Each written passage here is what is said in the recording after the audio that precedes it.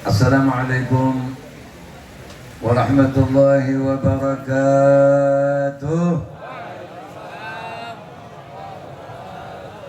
Bismillah walhamdulillah ala ni'matil Islam wa min wassalatu wassalam ala sayyidina Rasulullah sayyidina Muhammad bin Abdullah المبعوث لجميع الناس هدى ورحمة وعلى آله الطيبين الطاهرين وأصحابه وتابعهم إلى يوم الدين. أما بعد قال الله تعالى في القرآن الكريم قل إن كنتم تحبون الله فاتبعوني يحببكم الله ويغفر لكم ذنوبكم. وقال رسول الله صلى الله عليه وآله وسلم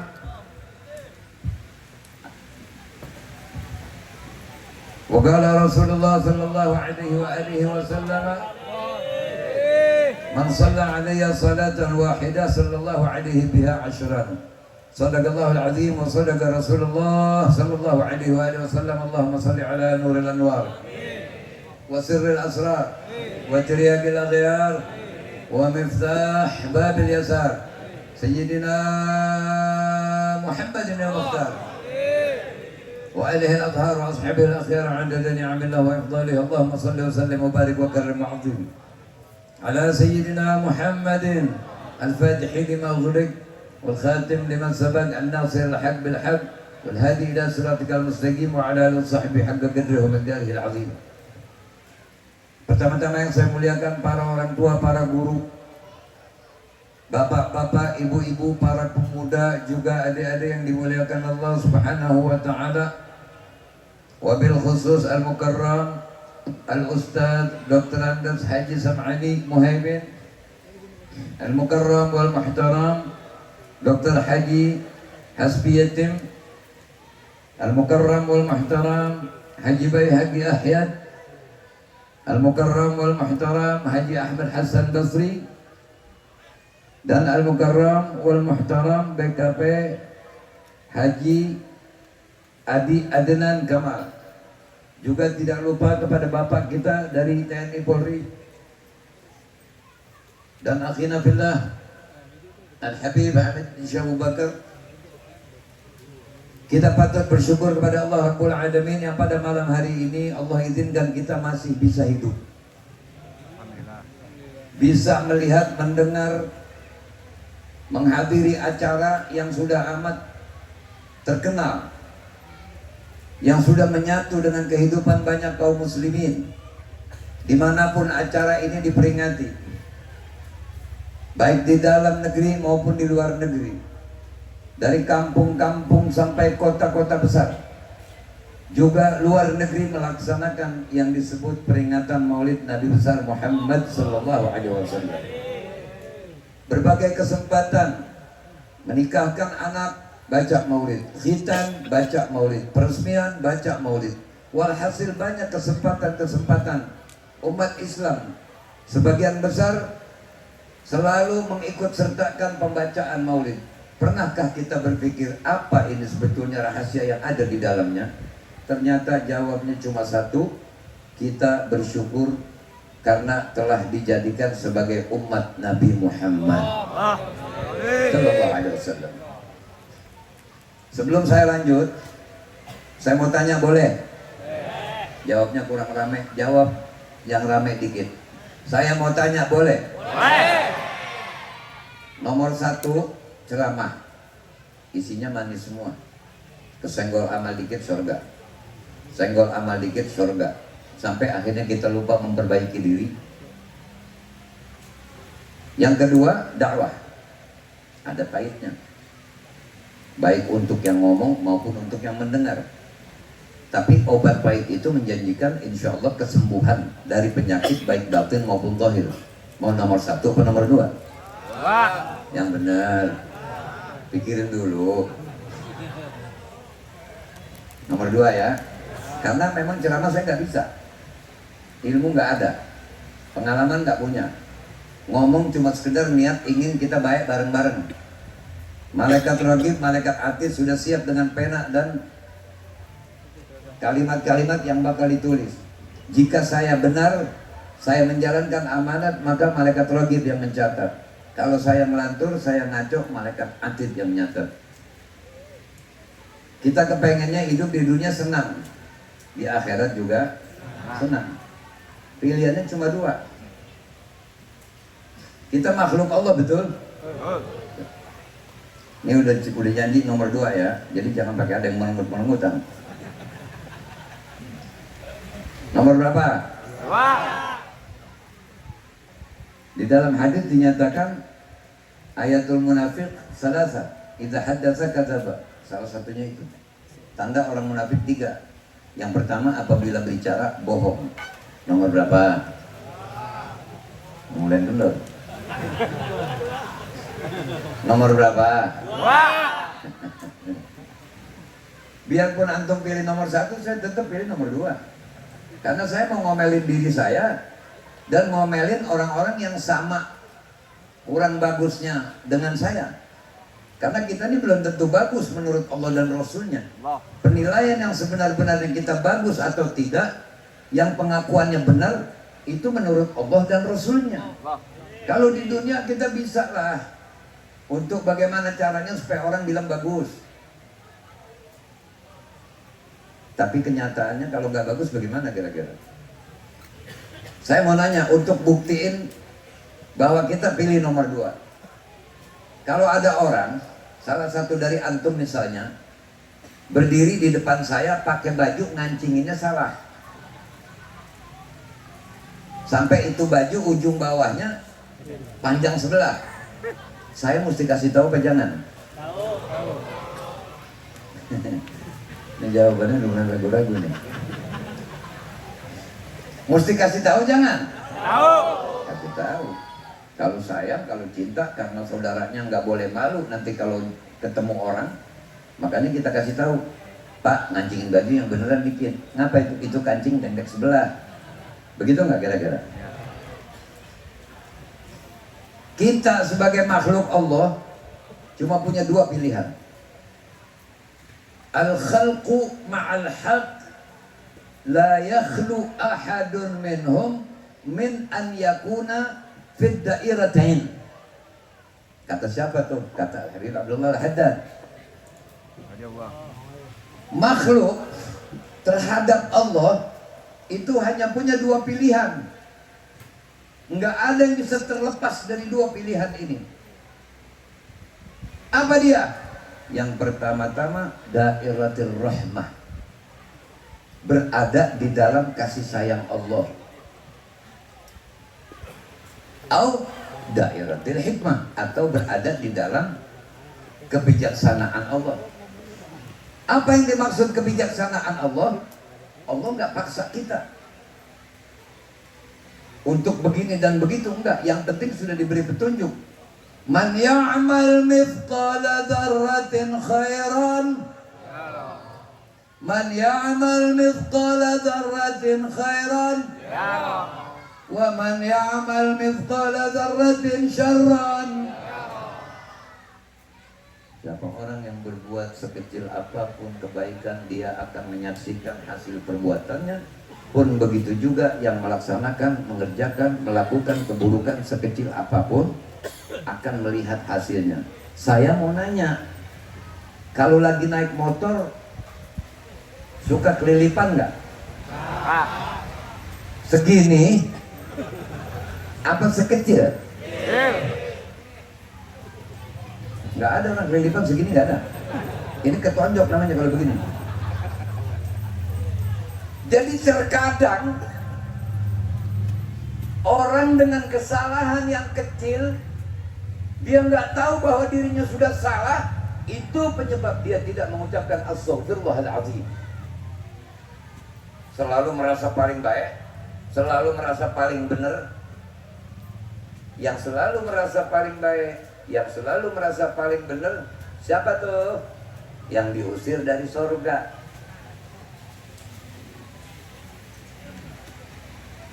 Dairatul rahmah.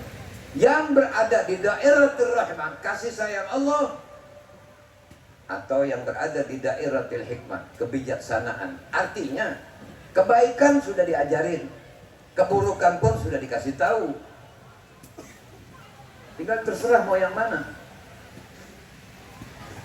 Mau nanya saya, ini pasti bohong jawabannya nih, pasti. Lebih mau mana? Miskin, sehat, kaya, sakit mulu, pasti bohong. Pasti jawabannya bohong. Pasti milihnya yang ketiga, pengennya sehat, kaya juga. Benar?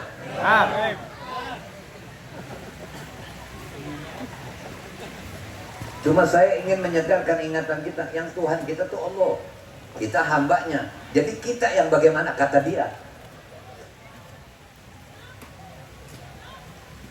Idza kana al-yawm fi dairatir rahmah. Kalau sekarang selama hidup di dunia kita berada di dalam kasih sayang Allah, kita taat kepada Allah. Kana gadan fi dairatil fadli. Besok akan ada di posisi kemuliaan, yaitu jannah. Allahumma ja'alna min sakinil jannah. Surga nggak bayar, masuk surga nggak bayar. Tapi orang sekarang mati pengen masuk surga, matinya husnul khotimah. Syarat untuk masuk surga, mati mesti husnul khotimah dulu. Husnul khotimah kudu jadi baik dulu. Baik pasti nggak enak kata nafsu dan syahwat. An-nafsul ammarah bisu, nafsu selalu ngajakin yang jelek-jelek. Duduk di tempat yang baik nggak betah lama. Untung saja Allah punya malaikat yang selalu diberitahu oleh Allah Ta'ala. Ini kayak misal ada yang gerendeng nih, umpama. Janji nomor 2 jangan nongol. Walah, mak kelihatannya ngomongnya nih. Misalnya tuh ada yang begitu tuh, malaikat tahu. Pak, kita kudu tanya kalau kuping kita lebih suka dengerin yang kagak bagus daripada dengerin yang bagus, itu tanda kuping kita rada kurang berkah. Orang di zaman sekarang disuruh beriman kepada Allah, beriman kepada kitab-kitab Allah, beriman kepada malaikat, kepada para rasul, beriman bahwa nanti akan ada hari kiamat, beriman dengan takdir yang baik dan yang tidak enak. Kalah dengan keimanannya kepada HP. Ini tadi waktu mau kemari nih dikirimin alamat, ya belok kanan, nggak mungkin belok kiri, ya lurus, nggak mungkin belok, ya 200 meter di jalur kiri, nurut. Udah walhasil taat banget sama HP. Tapi Allah dan Rasulnya bilang jangan begini, ya kan darurat. Banyak yang begitu. Ini saya cuma pesan kalau lagi kena kepukul sama hukum jangan nunduk, jadi ketahuan. Begitu tak kena langsung gini, kata yang sampingnya, oh dia nih tuh. Makanya jangan, udah biasa aja begitu. Pak, malaikat nggak takut masukin orang ke neraka yang lagi pakai jubah, nggak takut malaikat. Dan malaikat nggak malu untuk masukin orang yang bertato ke surga, nggak malu. Kenapa? Karena yang jadi standar manusia adalah hatinya. Itu sebabnya An-Nabi menyatakan, ala inna fil jasad mudghah, idza salahat salahal jasad kullu, wa idza fasadat fasada jasad kullu. Di dalam diri ada sekerat daging yang jika dia bagus, bagus semua anggota tubuh. Jika dia buruk, buruk semua anggota tubuh. Pakaian-pakaian yang bagus, pahalanya lebih gede. Karena sunnah. Orang pakai imamah sunnah, pakai jubah sunnah. Kita mesti suka kepada orang yang pakai imamah, pakai jubah. Kenapa? Karena itu pakaian para nabi dan rasul, pakaian orang-orang soleh. Tidak boleh kita tidak menyukai apa yang Allah suka. Tidak boleh kita tidak menyukai apa-apa yang Rasulullah suka. Kita harus suka kepada apa yang Allah dan Rasulnya suka, dan tidak menyukai apapun yang Allah dan Rasulnya tidak suka. Kalau kita dinilai baik oleh orang, kita ngaca. Bener nggak gue udah baik? Beli kaca tuh yang pakai tinggi, yang kalau kita berdiri dari kepala sampai kaki kelihatan. Kita liatin muka kita, pantas nggak gue masuk surga? Dari pagi gue udah bohong berapa kali? Paham? Kita kembali kepada ucapan Imam Haddad tadi. Idza kana liu, kalau sekarang baik, karena gadan fi dairatil fadli, besok di hari kiamat akan masuk surganya Allah Subhanahu wa taala. Cara untuk masuk surga, bagaimana matinya? Kalau husnul khotimah pasti kesononya lancar. Mati husnul khotimah, bagaimana kita menggunakan umur kita saat kita hidup? Punya duit, lihat orang susah, bantu. Mau ada acara begini nih, ikut sertain duit kita. Jangan udah ngikut duit kagak, tenaga kagak, doa kagak, malah enak.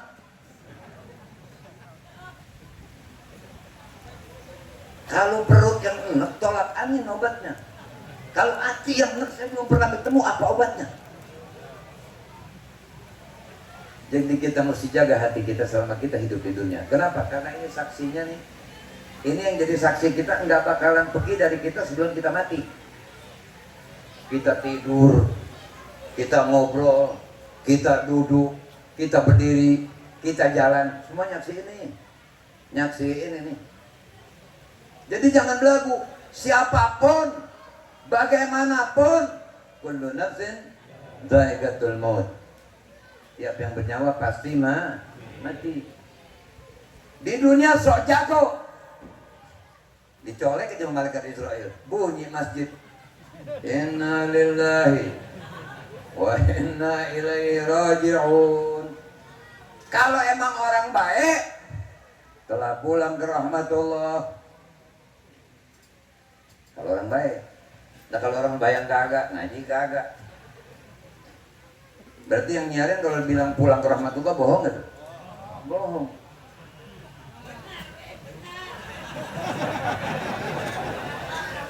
Kalau sembahyang kagak, ngaji kagak, rahmat yang mana? Paham? Ngerti? Pak, kita nih sekarang, di zaman sekarang lebih kenal sama combro daripada sama diri kita sendiri, Pak. Kalau combro kita tahu, walaupun goib isinya, kita udah tahu, pasti oncom. Begitu dibuka bener oncom, kata temennya yang bego, wali lu.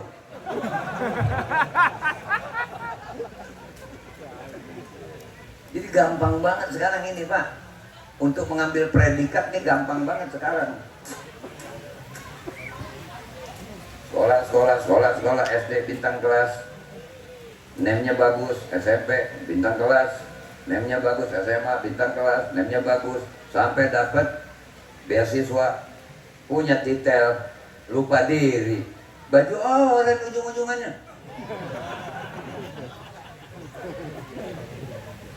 Banyak yang begitu. Jadi ternyata orang yang harus lebih berhati-hati adalah yang sudah pegang ilmu, sudah dipercaya umat, sudah pegang jabatan, sudah dipercaya rakyat. Ini yang harus lebih hati-hati. Kenapa? Karena orang kalau masuk ke kebun bukan takut kejedot pohon, tapi takut kena duri. Orang kalau udah kena duri, karena ada rasanya, cuman dia belum lihat. Begitu dia mau lihat, sama nggak sama kepala akhirnya. Pikirin ya omongan, pikirin.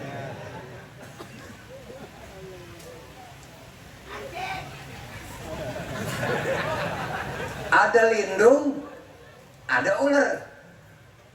Yang boleh dimakan yang mana? Padahal sering makan lindung tuh, nyautnya rada kagak semangat. Ada ular, ada lindung, yang boleh dimakan yang mana? Geliat-geliatnya makan sama kan ya? Lagi mancing di sawah.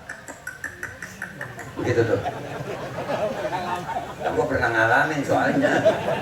Ini jenggot putih bukan kembang jambu, bener ini jenggot putih. Begitu ditarik, kadut. Bawa pulang apa lemparin?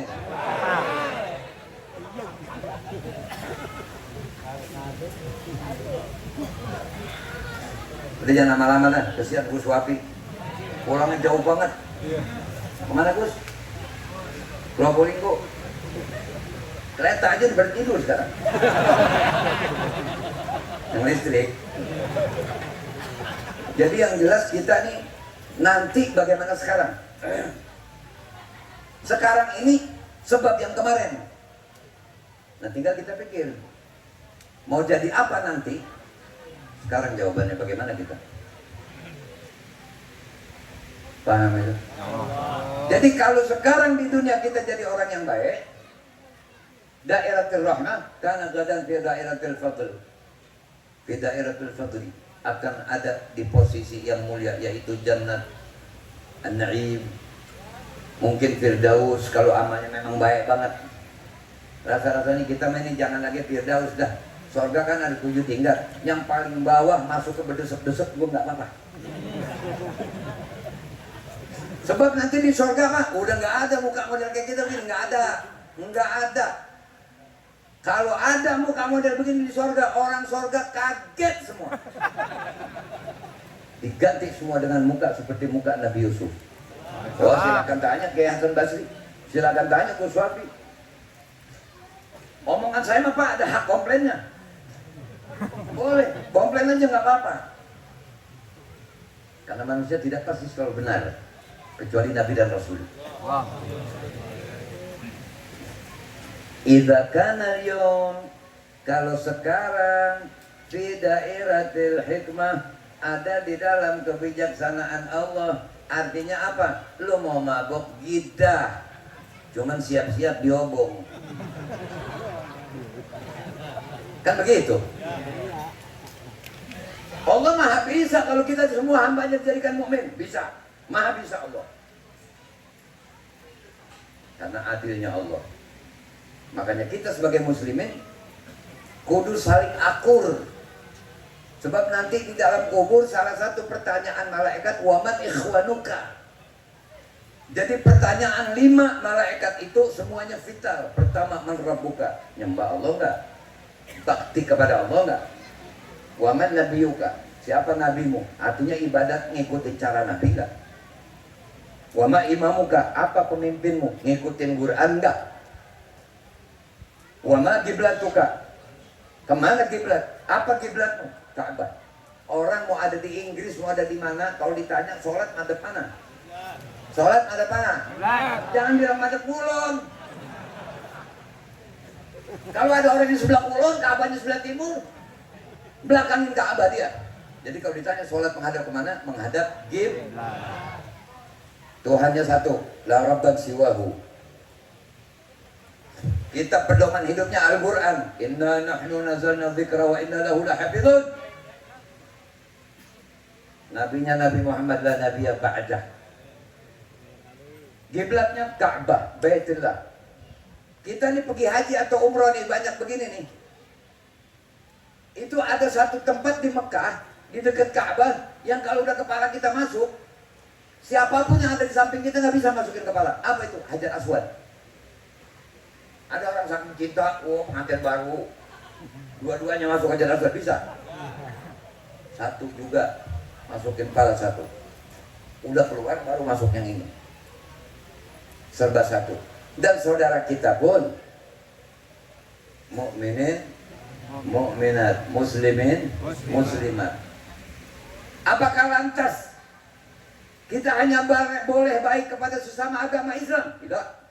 Islam tidak mengajarkan demikian, walaupun kepada agama lain. Kalau yang Islam, saudara seagama. Kalau yang lain agama, saudara sebangsa. Itulah Indonesia. Kurang rame lah. Hormat bendera begini.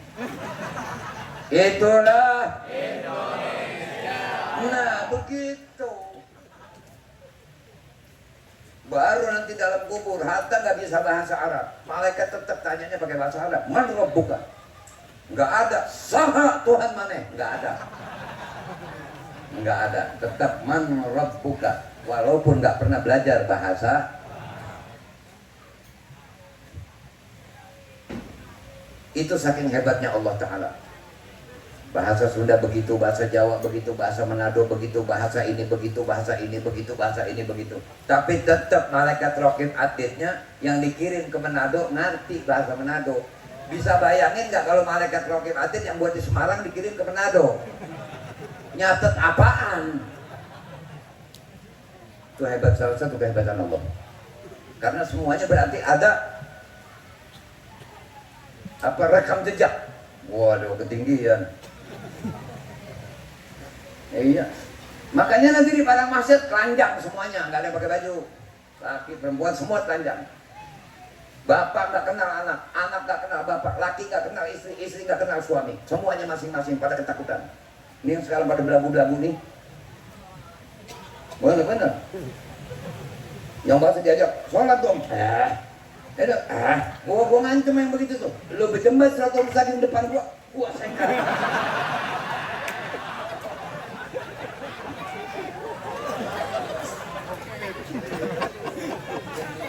Paham?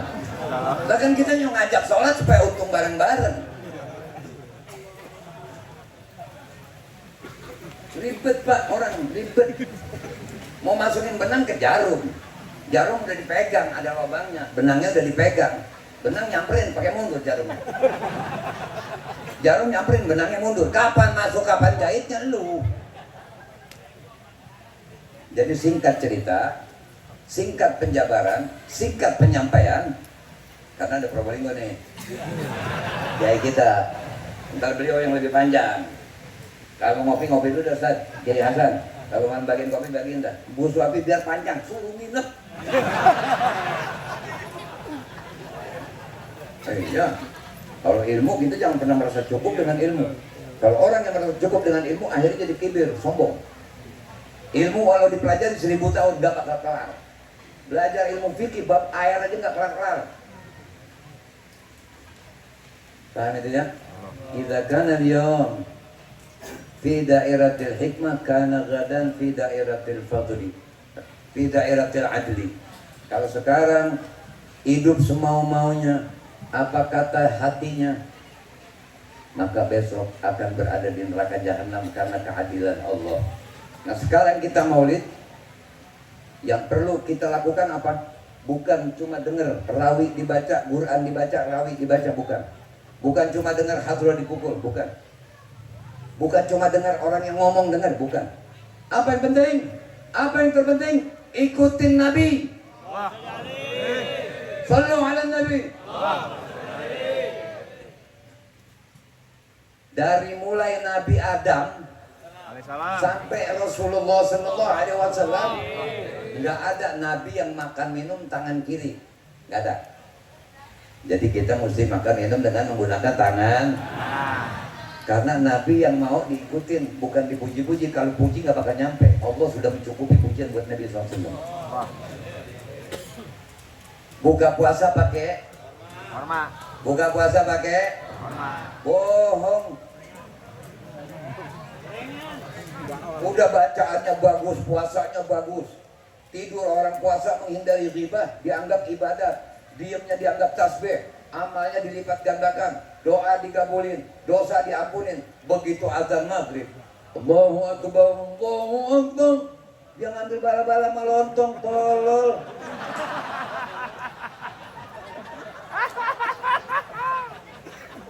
Pakai ada yang nanya, emang nggak boleh?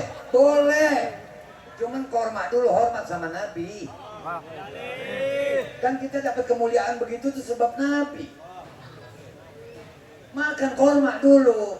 Udah kelar makan korma atau minum tiang kayak lo mau makan dah. Jadi yang penting tuh qul in kuntum tuhibbunallah fattabi'uni yuhibbukumullah wa yaghfir lakum dzunubakum. Ternyata kalau mau mancing di telaganya Allah untuk mendapati hasil rahmat adalah ikutin Sayyidina Muhammad. Masuk kamar mandi kaki kiri. Apalin doanya, Allahumma inni a'udzubika minal khubuthi wal khaba'isi. Jadi kita ngikutin Nabi itu. Nabi kalau masuk sholat, hammam kaki kiri, keluar kaki kanan. Masuk kamar mandinya jangan bawa rokok sama HP. Sebab kamar mandi tempat setan. Kalau yang masuk kamar mandi bawa HP sama rokok, kata setan yang di dalam kamar mandi, ahlan sahibi.